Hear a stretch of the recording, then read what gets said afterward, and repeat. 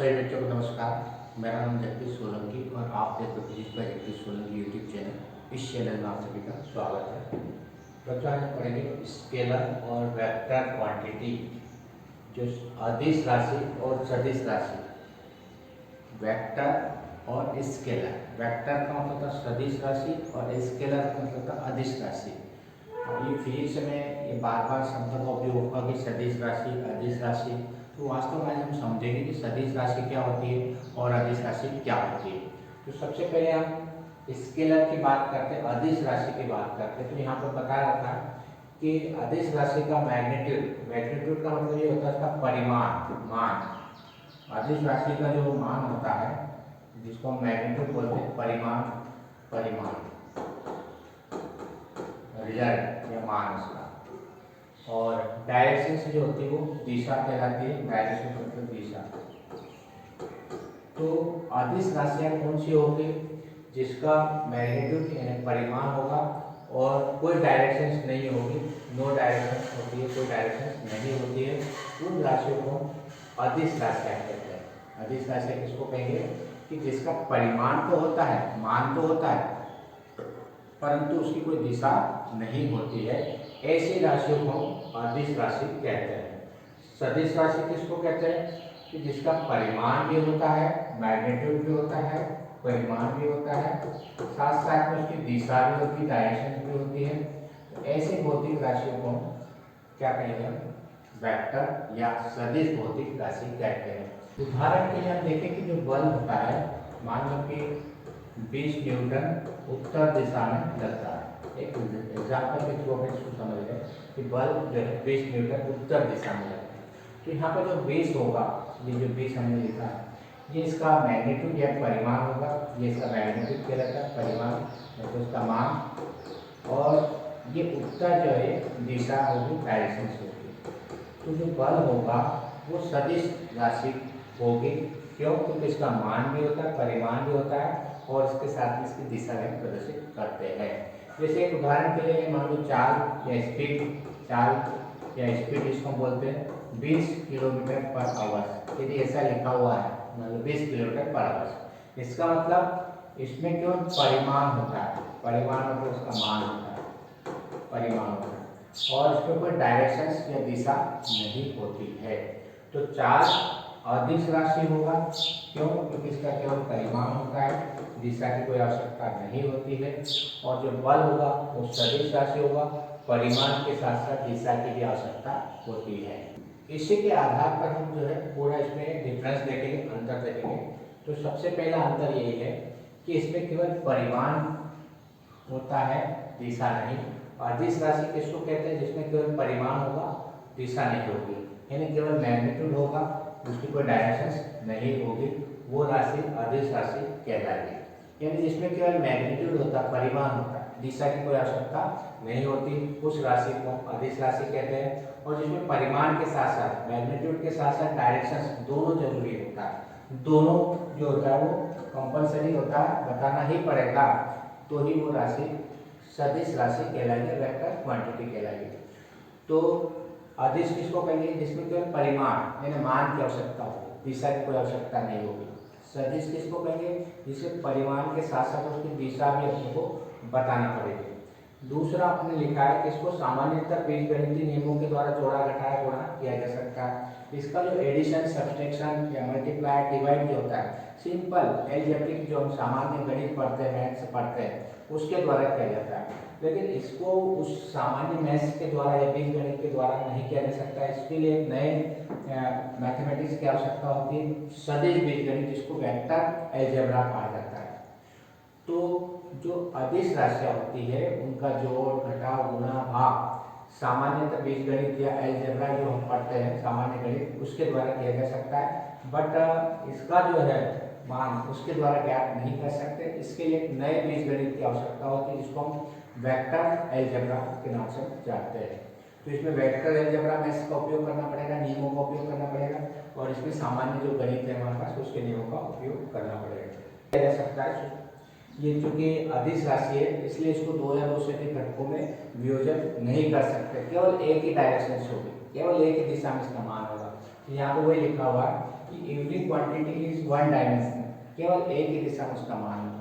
इसके घटक नहीं कर सकते, इसके कंपोनेंट्स नहीं कर सकते कि एक्स डायरेक्शन में ये, वाई डायरेक्शन में ये। जबकि हमारे पास जो सदिश राशियाँ होती है इसको दो या दो से अधिक घटकों में यूज किया जा सकता है, इसके कंपोनेंट्स कर सकते हैं। एक्स और वाई डायरेक्शन में, जेड डायरेक्शन इसके कंपोनेंट्स कर सकते हैं, जैसे हम साइन थीटा कास थीटा के स्पेस के कंपोनेंट्स करते हैं, टू डायरेक्शंस हो तो है।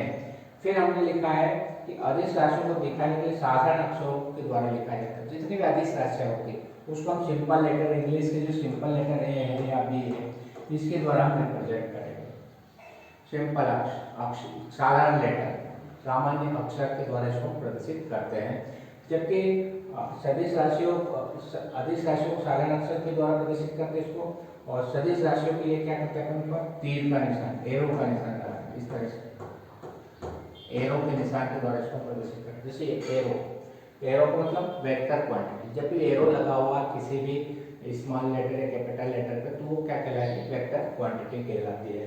तो इसको हम सामान्य अक्षरों के द्वारा लिखते हैं, और इसको हम सामान्य जो अक्षर होते हैं उसके ऊपर एरो का सिंबल या निशान लगा देते हैं।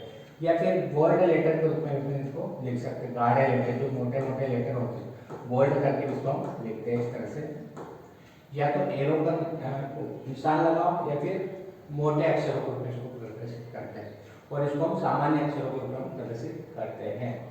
एक चीज इसमें ध्यान रखना है कि जो स्केलर क्वांटिटी होती है, जो अदिश राशि होती है, उसका यदि हम गुणा करते हैं, मान लो दो अदिश राशि है, अदिश इंटू अदिश, दो अदिश राशियों का गुणा, अदिश इंटू अदिश, प्रोडक्ट हमेशा अदिश ही मिलेगा। दो अदिश राशियों का गुणा क्या होता है, हमेशा अदिश ही होगा। इस बात को नोट कर लेना। Scalar into scalar equal to scalar, scalar product scalar equal to scalar. तो दो अदिश राशियों का गुणा अदिश राशि होता है, और इसमें जो होता है दो सदिश राशि मान लो, वेक्टर क्वांटिटी है, सदिश इंटू सदिश। अब इसमें इसका जो गुणा होता है, प्रोडक्ट होता है, दोनों हो सकता है, सदिश भी हो सकता है, स्केलर भी हो सकता है, वेक्टर भी हो सकता है, और स्केलर भी हो सकता है। तो एक पॉइंट नोट कर लेना कि दो सदिश राशियों का गुणा सदिश भी हो सकता है और अदिश भी हो सकता है, वेक्टर भी हो सकता है और स्केलर भी हो सकता है। Vector into vector equal to vector of scalar. ये दोनों टाइप्स के हम प्रोडक्ट या गुणा करेंगे आगे जब हम क्वेश्चन करेंगे। तो अदिश का गुणा अदिश में करेंगे तो अदिश ही मिलेगा, और सदिश का गुणा सदिश में करेंगे, सदिश भी हो सकता है और अदिश भी हो सकता है। अब एक चीज ध्यान रखना है कि जो भी हमारे पास वेक्टर जो होते हैं उसके एग्जाम्पल्स हैं, मैंने लिख रखे हैं। जैसे हमारे पास में डिस्टेंस, दूरी है, चाल है, द्रव्यमान है, ऊर्जा है, घनत्व, शक्ति है, आयतन है, समय है, ताप है, कार्य है। ये एग्जाम्पल्स इसके, ये स्केलर के एग्जाम्पल्स हैं, और इधर वेक्टर के एग्जाम्पल्स मैंने लिख रखे हैं।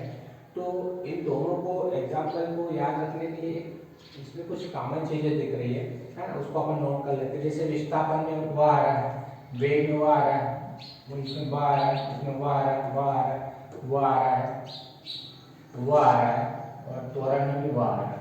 देखो इसमें कॉमन चीज है वह या वह और वह। सामान्य सिर्फ क्षेत्रफल को यदि अपन छोड़ देते हैं, तो क्षेत्रफल को अपन यदि हम छोड़ देते हैं तो बाकी सब में क्या आ रहा है, वह और वह आ रहा है।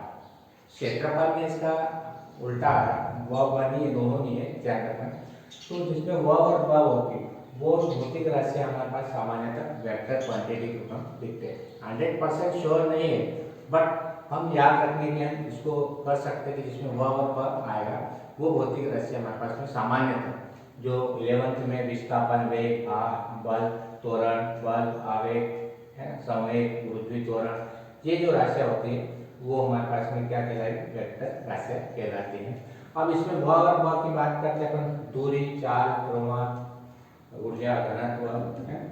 ये घनत्व में एक छोड़ देना डेंसिटी में, बाकी तो इसमें वह और वह है नहीं है, किसी में नहीं वह और वह है।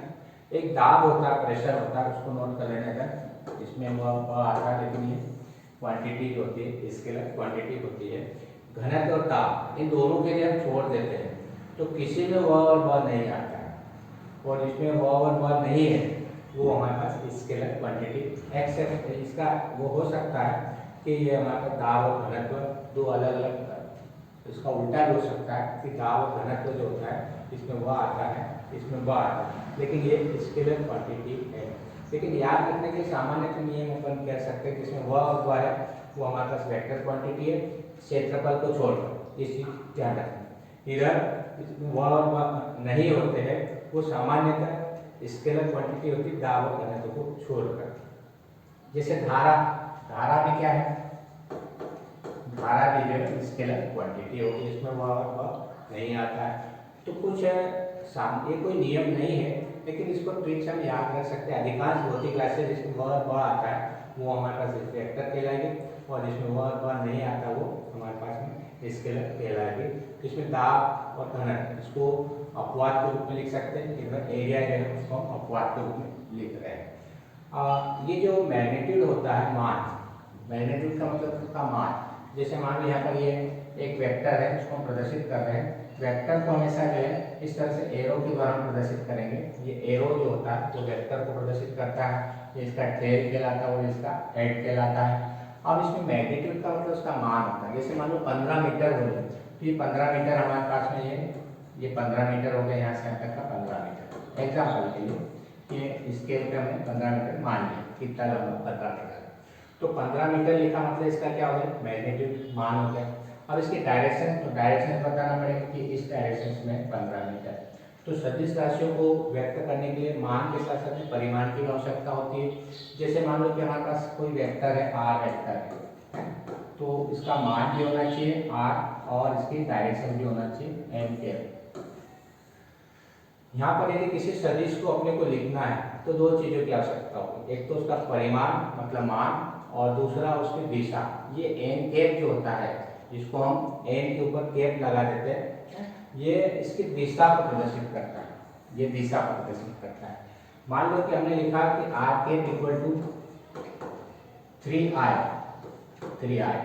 ऐसा लिखते हैं। तो are cap equal to 3i का मतलब 3 जो उसका मान है और i ये उसकी डायरेक्शन होती है, जो कि x दिशा को प्रदर्शित करती है कि x दिशा में वेक्टर r वेक्टर का जो मान है वो 3, i दिशा में जो वेक्टर हमने मान रखा पोजीशन वेक्टर है, जो वेक्टर है उसका मान 3 है।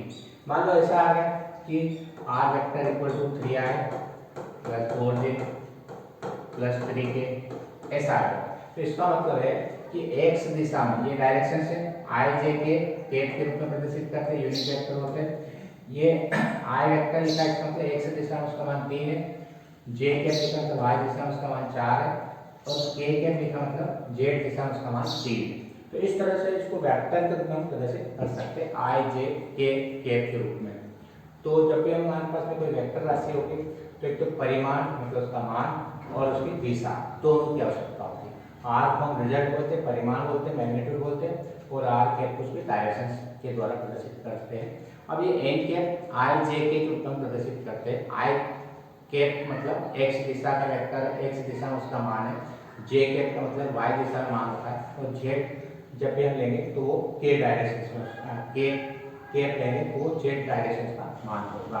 इस तरह से दोनों हम डिफरेंस आसानी से कर सकते हैं। यदि वीडियो आपको अच्छा लगता है तो आप इस चैनल को सब्सक्राइब करें, अपने दोस्तों के साथ वीडियो को शेयर करें और बेल आइकन के बटन को प्रेस करें ताकि आने वाले वीडियो की नोटिफिकेशन आप तक पहुंच जाए। धन्यवाद। जय हिंद, जय भारत, वंदे मातरम।